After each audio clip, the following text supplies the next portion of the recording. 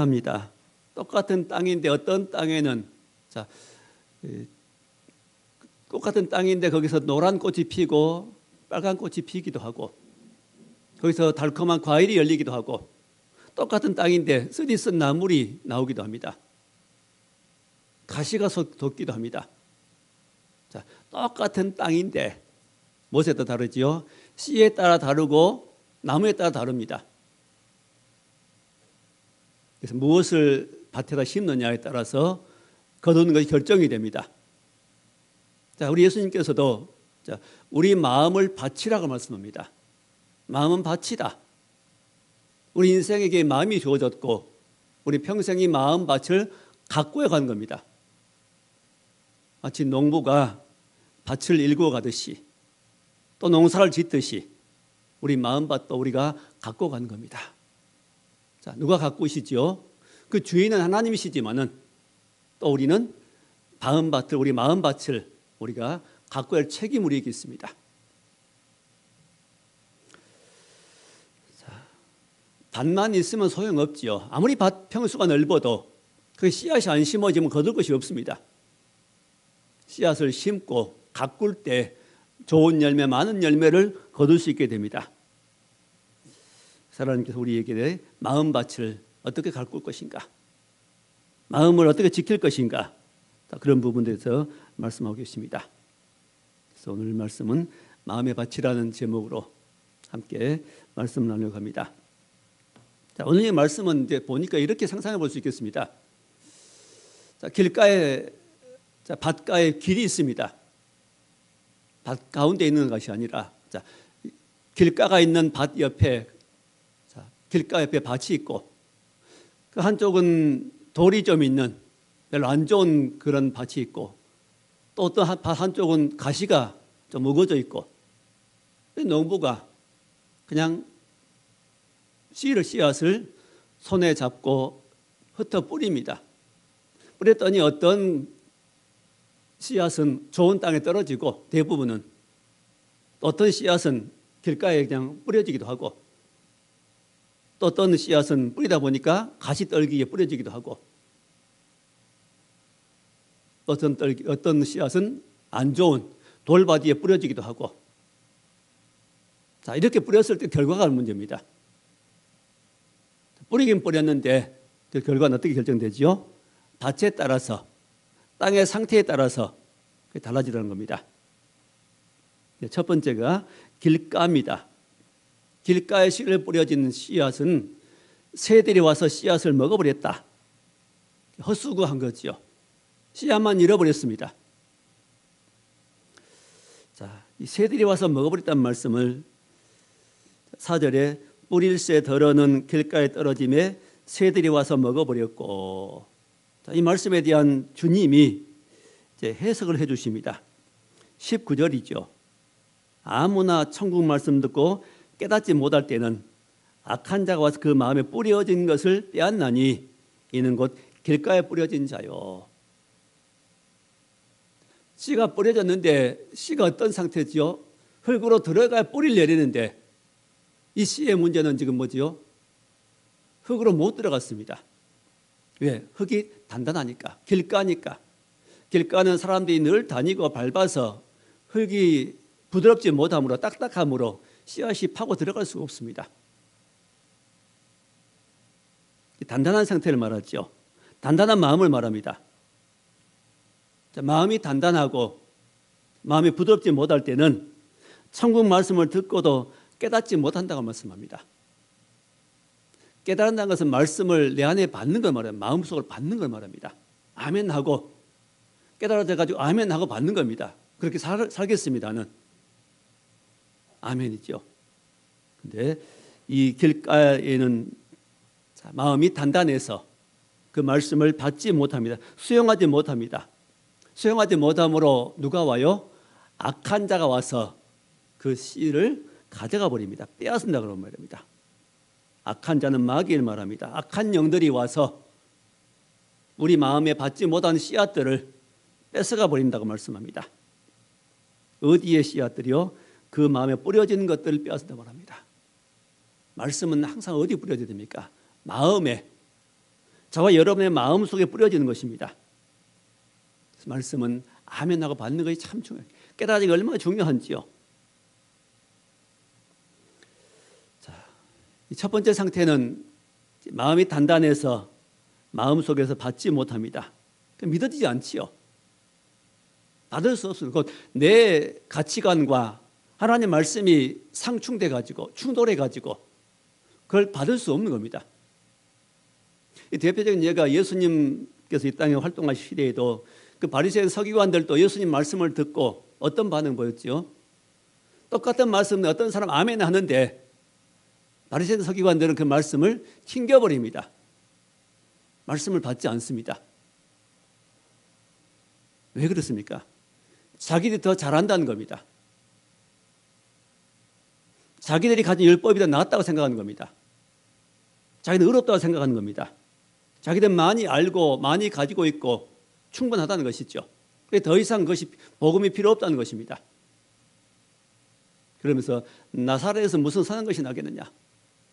나사렛 그 촌 동네에서 무슨 메시아가 나겠냐고 말입니다. 그러면서 무시했습니다. 예수님을 무시했지요. 자, 이 씨앗은 복음이고 이 씨앗은 바로 예수 그리스도입니다. 예수 그리스도가 마음 가운데 뿌려지면은 심겨지면 그때부터 속에서 변화가 생깁니다. 그게 거듭남이죠. 사람이 거듭나지 않으면 하나님 나라를 볼 수 없다고 말씀하십니다. 또 물과 성령을 거듭나지 않으면은 하나님 나라에 들어갈 수 없다고 말씀하십니다. 자, 거듭남이 있고 또 들어감이 있어 하나님 나라에 들어감도 있습니다. 이 복음을 예수님을 마음에 모셔드리는 것, 영접하는 것, 수용하는 것, 마음에 예수님을 나의 주로 모셔드리는 것, 이것이 거듭남이죠. 그럼 사람이 그때부터 달라집니다.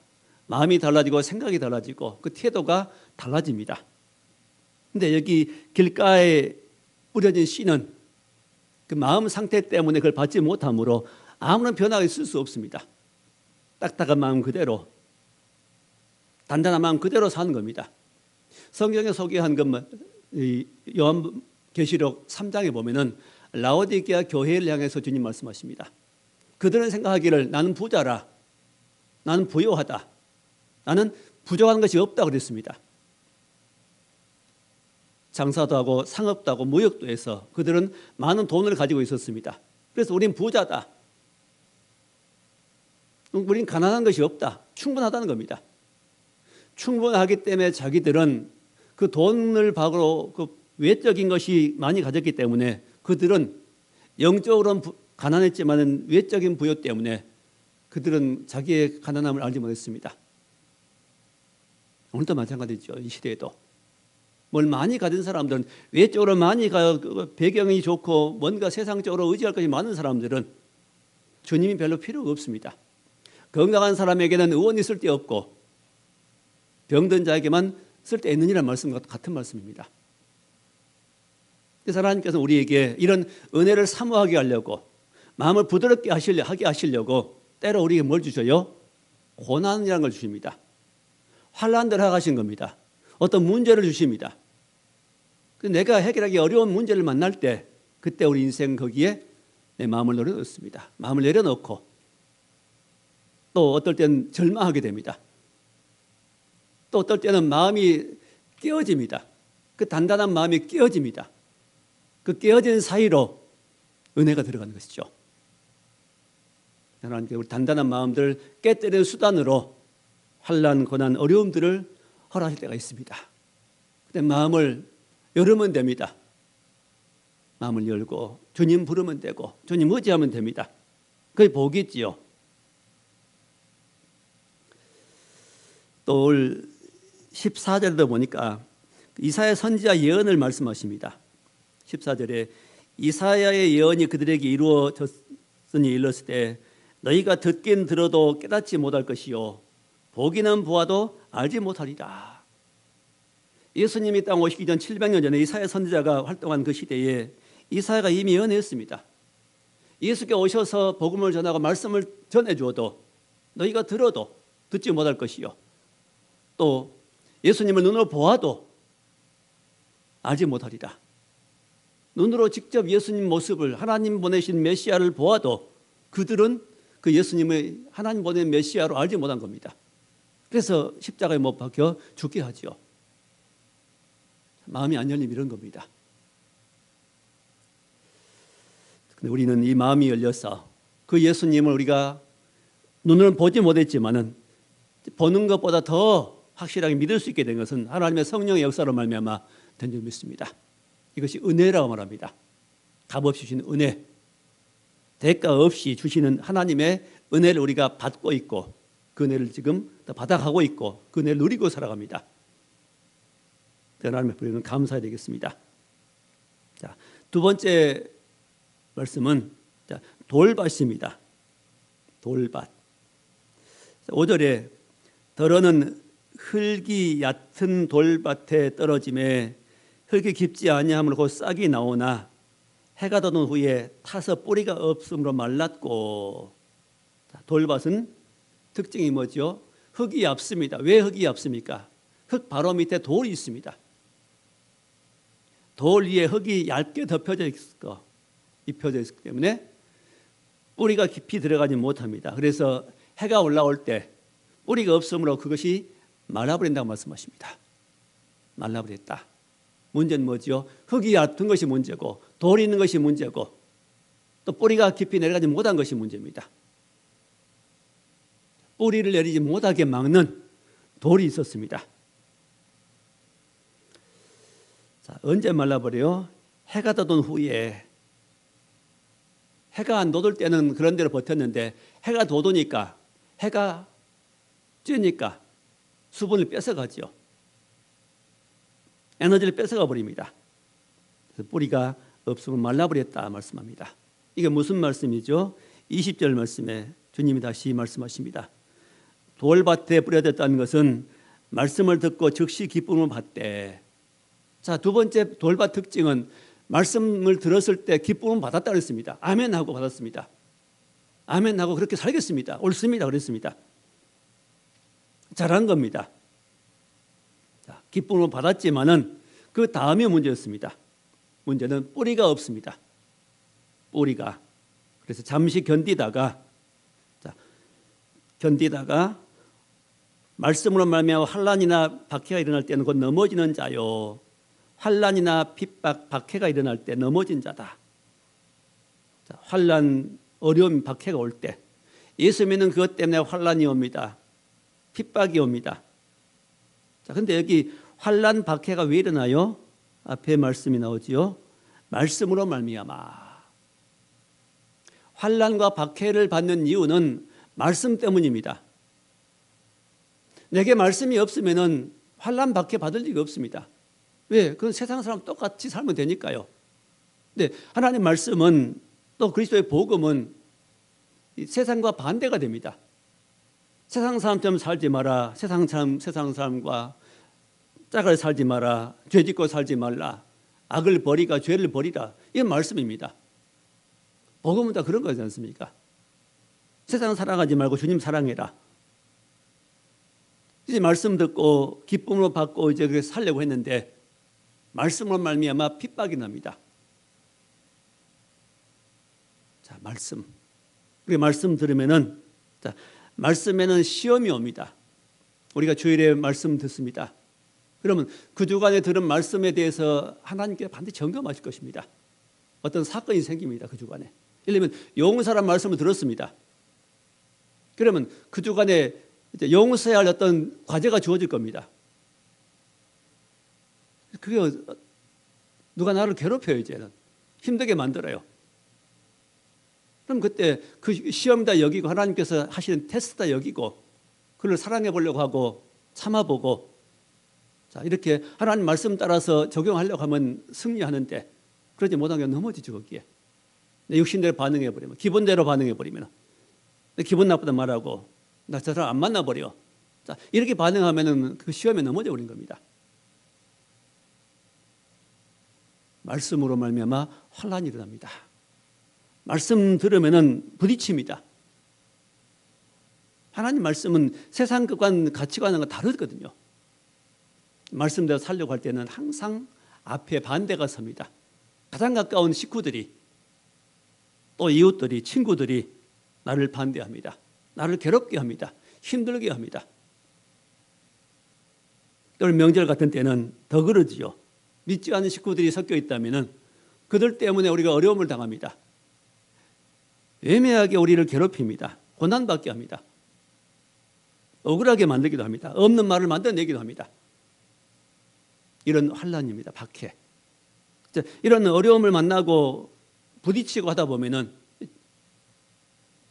괜히 나를 왕따시키고 따돌림하고 자기들끼리 안 믿는 사람끼리 수근수근 뭉치고 하면은 기분 나빠가지고 에이 내 그냥 믿음 포기해버려 이럴 수 있다는 것입니다. 이런 박해가 일어날 때 말씀 때문에 환난이나 박해가 일어나면은 넘어진 자가 바로 두 번째 경우입니다. 왜 그래요? 뿌리가 없으므로. 믿음의 뿌리를 말합니다. 나무는 항상 두 부분이 있죠. 위로 드러난 부분이 있고 밑에 흙 속에 감춰진 부분이 있습니다. 우리 삶도 마찬가지로 우리 그리스도인들도 사람들에게 드러나는 부분이 있습니다. 드러난 좋은 부분들. 정말 열심히 기도하고 믿음으로 살고 또 잘 섬기고 한 이런 좋은 부분이 있습니다. 밖으로 드러난 부분. 그 부분만 있으면 안 됩니다. 드러나지 않는 부분도 있어야 됩니다. 누구를 구제하고 섬겼다면 그거 다 말하지 말고 혼자 마음에 품고 있는 이런 숨겨놓을 부분도 필요합니다. 어떤 은혜 받았다면 간증도 하면 좋은 간증이 있고 어떤 간증은 안 해도 될 간증이 있습니다. 바울 사도는 14년 전에 셋째 하늘에 올라갔다가 본 경험을 언제 말하지요? 14년 만에 입을 열었습니다. 내가 부득불 내가 말한다. 부득불. 이것이 말하는 것이 그 성도들에게 유익되기 때문에 고린도 교회 성도들에게 유익이 되기 때문에 내가 14년 만에 말한다고 말합니다. 이 감춰진 부분이죠. 감춰진 부분이 있어야 우리 믿음이 정상적으로 자라게 됩니다. 그래서 우리 믿음을 까먹게 한 부분 중에 하나가 뭐냐면 입입니다. 입. 은혜도 어떤 부분 품고 있어야 되는데 다 말해버립니다. 이렇게. 그러면 까먹어버리면 그것을.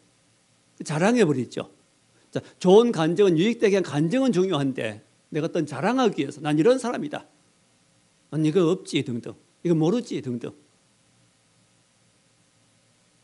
난 나만큼 못하지 등등.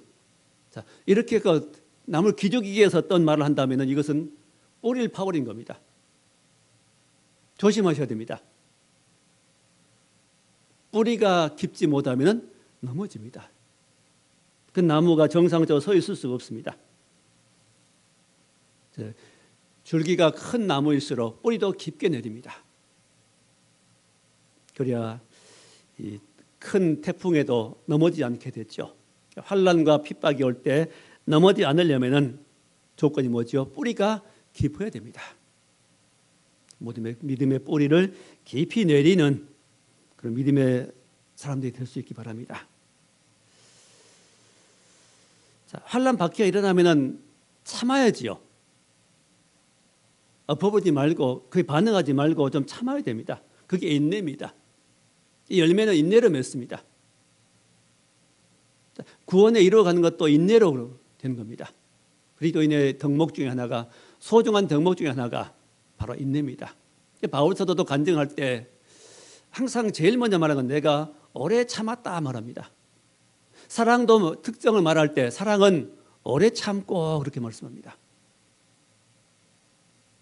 성도의 덕목 중에 신앙의 덕목 중에 가장 중요한 것이 뭐냐? 오래 참는 겁니다. 오래 참는 것. 애매한 말 들어도 참아보는 겁니다. 따지지 말고 확인하려고 하지 말고 되갚아버리려고 하지 말고 오래 참는 겁니다. 하나님이 그냥 바뀌실 때까지. 이게 뿌리입니다. 이게 믿음의 뿌리입니다. 이게 견디는 겁니다. 욥도 어려움 당했을 때 그 부인이 제일 괴롭히죠. 친구들도 그러지만은 가장 가까이 위로해야 될 아내가 그런 하나님을 왜 믿고 산단 말이요. 우리 어떻게 하나님 앞에 살았는데 당신이 받은 고난이 그건 뭐예요? 차라리 하나님을 저저 죽어버리시오. 이 말 들으면 속에서 화가 날 수 있습니다. 참습니다. 그 말을. 누구를 믿고 참죠? 하나님 약속의 말씀 믿고 참습니다. 견딥니다.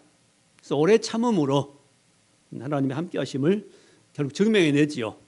우리도 하나님의 함께 하심을 어떤 문제가 생겨도 핍박이 와도 곤란한 일을 만나도 하나님이 함께 하실 것을 믿고 끝까지 인내함으로 하나님의 결말을 보게 하실 때까지 참아내는 겁니다. 그게 좋은 믿음의 사람입니다. 자, 마음을 지켜야 됩니다. 무릇 지킬 만보다 너의 마음을 지키라. 보통은 사람들이 왜 마음을 못 지키냐면은 주님보다도 문제가 더 크게 보입니다. 실은 가장 크신 분은 주님이시거든요. 하나님이 가장 크신 분인데 나와 함께 하시는 하나님이 가장 크신데 그 하나님 우리 인생을 가장 아름답게 만들어 가실 것인데 어떤 문제가 가장 아름답게 풀어주실 것인데 그 하나님을 의지하는 것보다는 내 문제가 당장 커 보입니다. 내 자존심 상은 그것이 더 크게 보입니다. 이것이 문제죠. 내가 문제라면 내가. 나보다 하나님을 믿는다는 것은 하나님을 인정한 것입니다. 하나님이 나에게 함께 하시고 하나님 나의 주가 되시고 내게 좋은 길을 여실 것이다. 또 좋은 결론을 내게 할 것이다 하고 믿는 것입니다. 이게 믿음이죠.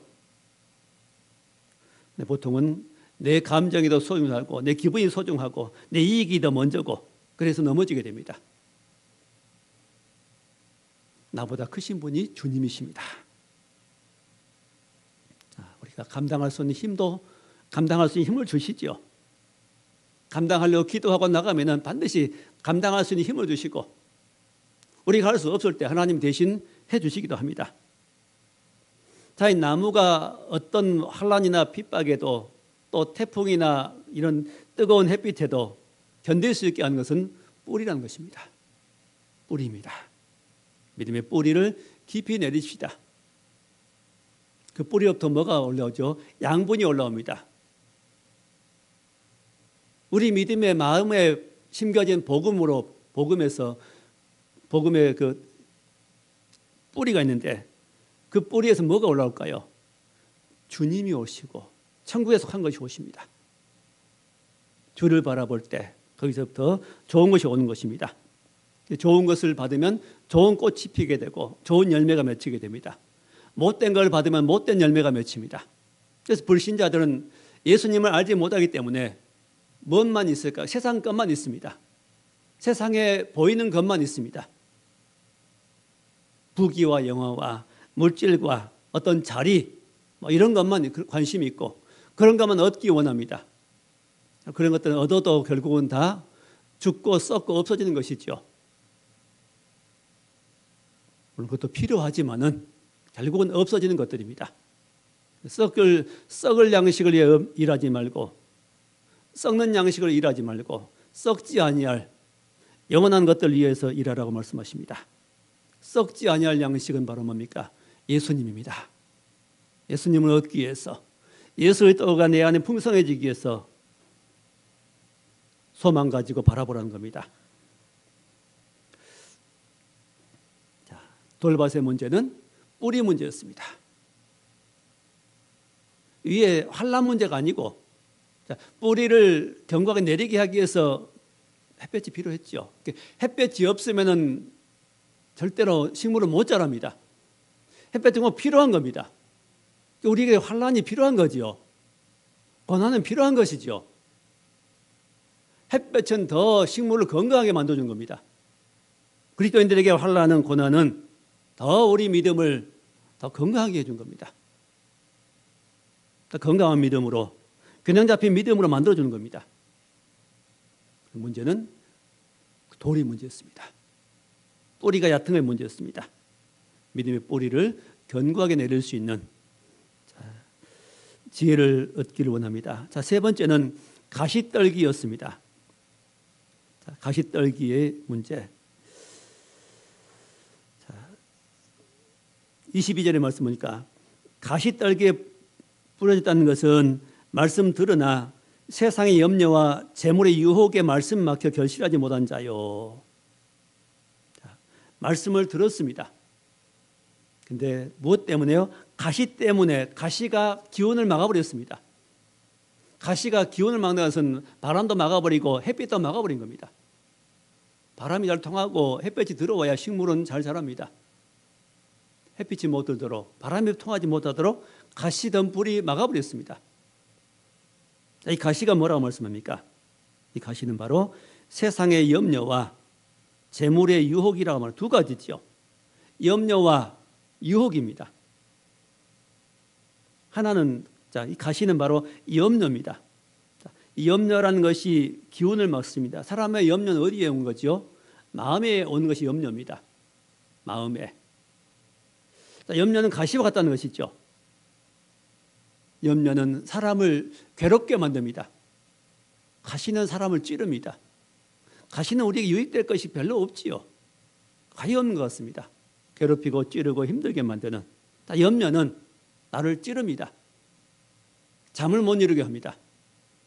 밥맛이 떨어지게 만듭니다. 건강을 해칩니다. 염려한다고, 너희가 염려한다고 킬 한 잔 더하게 할 수 있느냐? 아니라는 것이죠. 자, 이 가시는 보니까 처음엔 조그만 했는데 나중에 커집니다. 자, 가시 7절의 말씀이죠. 덜은 가시 떨기에 떨어짐에 가시가 자라서 기운을 막았고, 가시가 자라서, 염려는 하다 보면 또 염려가 생겨 염려가 자랄 수 있습니다. 염려는 못 자라도록 줄여야 되겠죠. 근데 염려를 계속 하게 되면 염려가 더 자랍니다. 이렇게 염려가 자라서, 이것저것 염려하다 보면 저 염려가 자라서, 가시가 자라듯이 자라서 우리 믿음이 못 자라도록 해버립니다. 믿음의 나무가 자라지 못하도록 막아버립니다. 은혜의 햇빛을 받지 못하도록 막는 일을 하게 됩니다. 이게 세상 염려죠. 주를 위한 염려는 아름다운 것입니다. 주님을 위해서 한 염려는 사람을 얼마나 간절하게 하는지, 간절한 마음을 갖게 되는 겁니다. 근데 세상 염려는 뼈를 마르게 합니다. 염려는 나를 찌르는 일을 하게 되고, 그 다음에 가시가 뭐냐면 재물의 유혹이라고 말합니다. 재물에 대한 유혹, 재물, 돈, 어떤 물질, 이것에 대한 유혹이라고 말합니다. 세상을 살다 보면 우리는 재물은 꼭 필요합니다. 돈도 벌어야 되고 헌금도 해야 되고 이것도 섬겨야 되고, 이 땅에 사는 동안 재물이 없으면 우리는 아무것도 할 수가 없습니다. 재물은 소중한 겁니다. 자, 문제는 재물 자체가, 돈 자체는 선한 것이죠. 얼마나 좋은 도구가 됩니까? 선을 행하고 구제하고 사랑을 나누고 가족을 섬기고 교회를 섬기고 하나님을 섬기는 선한 도구입니다. 너무너무 좋은 겁니다. 문제는 뭐지요? 유혹의 문제, 욕심의 문제입니다. 욕심이 잉태한 즉 죄를 낳고 죄가 장성한 즉 사망을 낳느니라. 예수님께서 말씀하시기를 사람이 두 주인을 섬길 수 없다. 하나님과 재물. 자, 재물을 어디에 수준에 넣는 걸 말하죠? 하나님 수준에 놓고 하나님처럼 섬기는 이런 사람을 그렇게 말합니다. 디모데전서 6장 10절에 돈을 사랑함이 일만 악의 뿌리가 되나니, 일만 악의 뿌리가 뭐라고요? 돈을 사랑하는 것이다 말합니다. 돈은 버는 것이고 쓰는 것인데 그냥 그것을 무엇을 해요? 사랑합니다. 이제 사랑하기 때문에 많이 가지려고 합니다. 필요 이상으로 많이 가지려고 할 때, 심지어 뉴스 가끔 들어보면은 생명보험 남의 넣어가지고 그 사람을 심지어 부인을 죽이기도 하고 가족을 이렇게 해치는 일도 하더라고요. 이게 뭐죠? 돈을 사랑하는 것이죠. 자, 돈을 사랑한 것. 자, 그래서 먹고 입고 살아갈 때 필요한 정도만 있으면 되는데 지나치게 많이 쌓아놓고 나갈 때, 그게 돈에 대한 욕심을 많이 가질 때 그 사랑할 때 그것이 바로 일만 악의 뿌리가 되는 겁니다. 그래서 그것을 사랑한 자들이 미혹을 받아 믿음에서 떠나게 되고 또한 많은 근심으로 자기를 찔렀도다 그래서 말합니다. 돈을 사랑하게 되면 믿음을 저버리고 떠나게 됩니다. 돈을 따라가게 됩니다. 자, 많은 근심으로 자기를 찔렀도다. 돈 때문에 많은 근심을 하는, 돈 때문에 많은 근심한다는 것은 뭘 말할까요? 돈을 잃어버리지 않기 위해서, 많은 돈을 벌기 위해서 근심하게 되는 거 말합니다. 많은 근심으로 자기를 찔렀도다. 가시가 되어 자기를 찌릅니다. 자, 우리에게 이런 유혹이나 염려를 버리려면은 바로 우리 주님을 우리가 가장 귀하게 여기고 첫째 자리에 놓을 때 그것들은 우리 마음을 차지할 수 없게 됩니다. 차지하러 들어갔다가도 다시 밀려나게 되는 겁니다. 우리 마음밭에 주님이 항상 계시도록 주님이 내 안에서 거하시고 거닐으시도록 우리는 마음을 주 앞에 돌려드려야 되고 욕심이 찾아올 때는 하나님 욕심을 버리기 원합니다 하고 기도하면 됩니다. 염려가 찾아올 때 어떻게 할까요? 너희 염려를 다 주께 맡겨버리라. 베드로전서 5장 7절 말씀이죠. 너희 염려를 다 주께 맡겨버리라. 어떤 염려든지 어떤 고민이든지 기도로서 주님께 다 맡겨버리는 겁니다. 그럴 때 그 염려들이, 근심들이, 욕심들이 내 마음을 지배할 수 없게 됩니다. 내 마음을 차지할 수 없게 됩니다. 물론 모든 사람 속에는 부분적으로 이런 것들이 있습니다. 그것이 내 속을 지배하지 못하도록 점점점 물러나도록 해야 됩니다. 욕심도 좀 버리고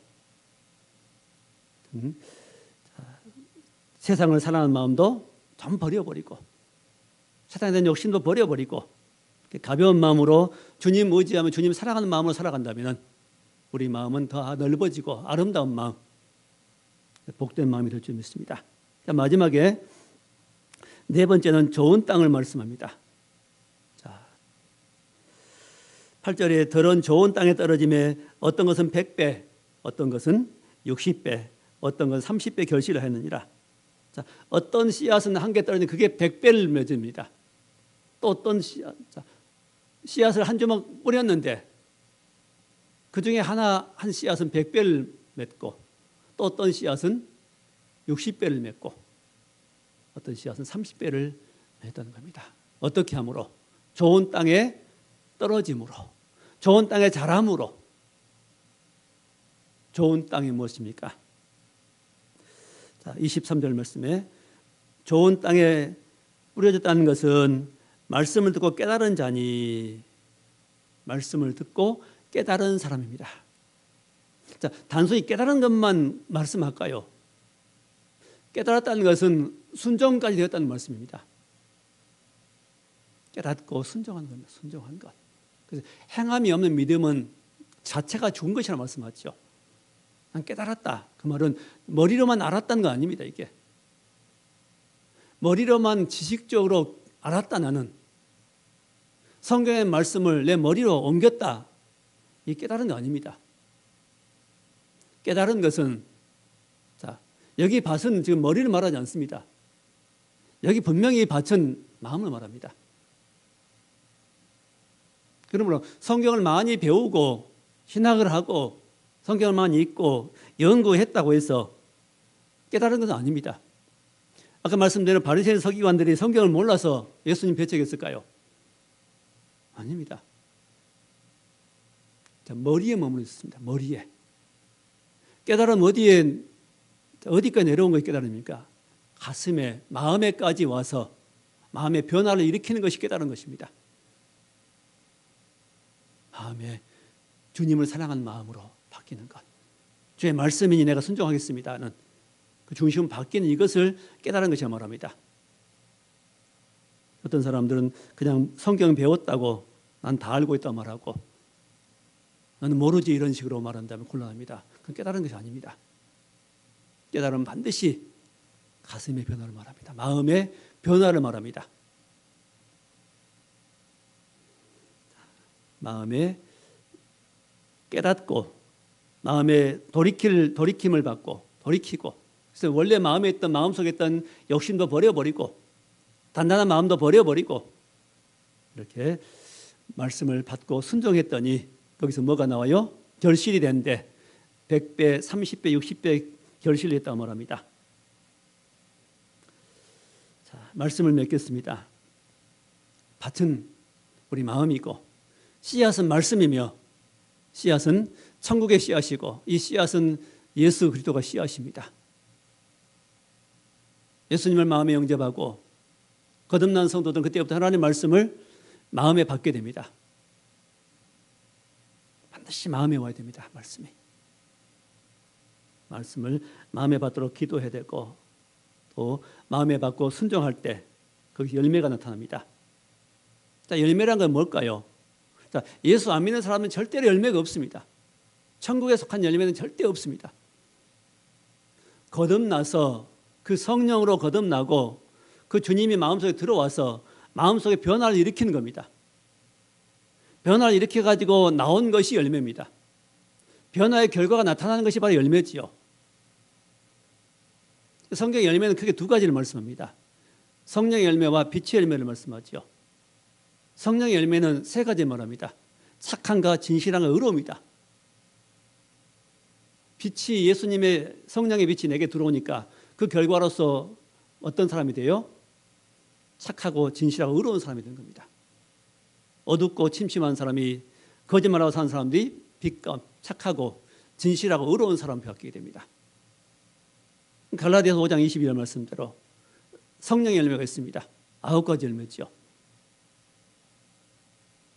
사랑으로 시작해가지고 9가지 열매가 나옵니다. 사랑과 희락과 화평과 오래 참음과 자비와 양성과 충성과 온유와 절제니 이러한 것을 금지할 법이 없느니라. 성령이 속에서 임해서 되어진 변화의 역사 누구도 금지 못 말린다고 말입니다. 싹이 트고 올라오면 누구도 못 막습니다. 지금은 겨울이라서 잠잠히 있지만 이제 봄바람 불면은 싹이 올라올 것이고 밭에 식물이 올라올 겁니다. 누구도 못 막습니다. 그것을. 왜? 생명의 기운이니까요. 예수는 생명입니다. 하나님 말씀을 마음에 뿌려 넣으면은 아멘 받으면 반드시 거기에는 변화가 반드시 있습니다. 그건 원리입니다. 문제는 무엇이죠?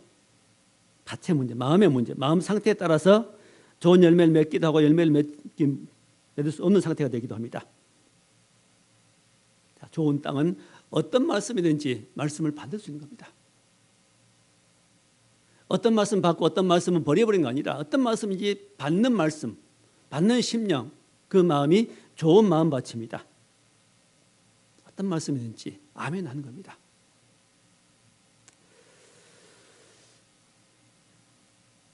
자, 마음밭에 좋은 것을 많이 심어 많은 열매, 좋은 열매를 거둘 수 있기 바랍니다.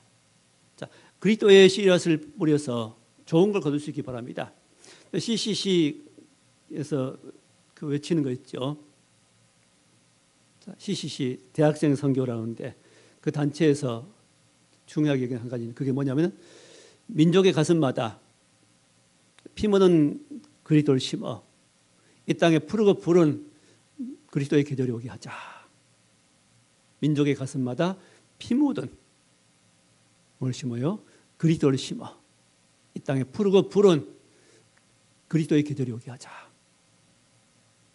너무 그게 좋습니다. 그 말이. 우리 민족의 가슴에 피 묻은 그리스도가 뿌려지면 그래서 푸른 싹이 나옵니다. 생명의 씨앗이 통해서 생명 남으신 예수가 열리게 됩니다. 예수가 보입니다. 그 속에서.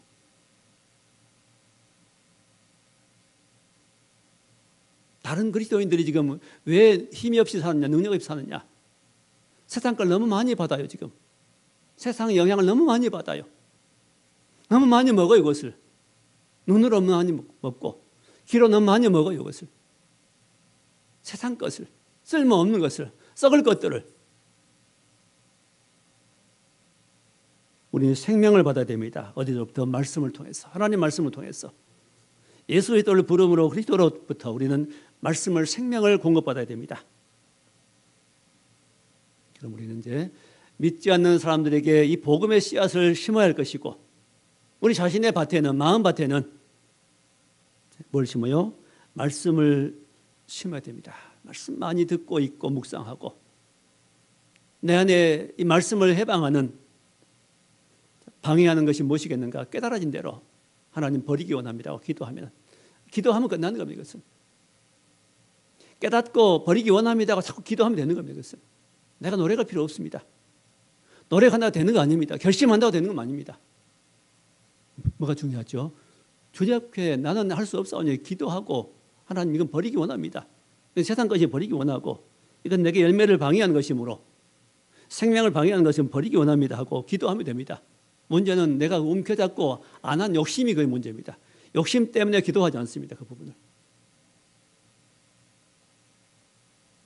주 앞에 모든 것을 맡기고 기도하고 내 힘으로 할 수 없는 기도하고 맡기고 이제는 우리의 마음밭을 잘 가꾸어서 많은 열매를 맺고 주 앞에 영광 돌리며 우리 인생을 풍성하게 만드는 귀한 복이 저 여러분의 모든 삶 가운데 풍성할 수 있기를 주의 이름으로 축원합니다. 기도하겠습니다. 하나님 감사합니다. 우리 마음밭에 하나님께서 소중한 것들을 심을 수 있는 기회를 주었사온데 복음의 씨앗과 말씀의 씨를 많이 뿌려서 좋은 열매를 많이 거두고 하나님을 영광 돌리며 우리 인생을 복되게 살아갈 수 있는 은혜의 삶을 살아갈 수 있도록 축복해 주옵소서. 예수님 이름으로 감사하며 기도하옵나이다. 아멘.